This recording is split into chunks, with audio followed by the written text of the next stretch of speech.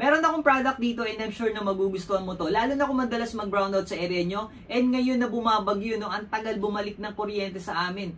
Wala kaming internet, kailangan namin ng internet. Alam niyo naman, internet is life, di ba? So gamit lang itong product na to na USB adapter na merong 12 volts output kapag pinlag natin sa ating power bank. Napaka-astig na ito guys, tingnan nyo. Ayan no.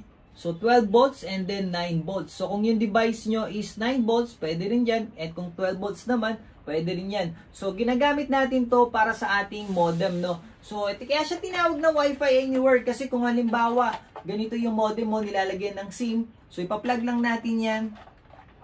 There you go, may power na. And then pwede na tayong kumonek sa kanya. Dapat may load, syempre. So kung nagpipiknik ka, nagta-travel kayo, so kailangan mo to. Kasi hindi mo na kailangan pa mag-hotspot, di ba? Kapag nag-hotspot ka, iinit lang yung phone mo, di ba? Tama ba ako? So magkukos lang yun ng pagkasira ng phone mo, laging nag-hotspot. Tapos, sa kagandahan pa nito guys, no, dito sa bahay natin, ayan no, gamit na natin ngayon yan. Charan! So, nakita nyo nakailaw yung Converge modem router natin. Plus, ito yung power bank natin. Eh, nakagandahan yan guys, no? Nako, kapag ganyan kalaki yung power bank natin, baka umabot yan ng 12 hours. Kasi hindi naman ganun kalakas sumigop yung mga Wi-Fi router natin. So, eto nga. Napakaliit lang nito, 10,000 mAh. Alam mo ba kung gaano katagal ko nagamit to? 7 hours, believe me or not. Ito pa kayang 20,000 mAh na power bank na napakalaki, no? So, eto makikita nyo, yung connection natin dito sa ating laptop. Ayan, naka-LAN cable tayo, ha? Oh, ayan, nakakonect yan dito sa ating Converge. Diba? Kita nyo? Okay? So, magbabrowse tayo dito.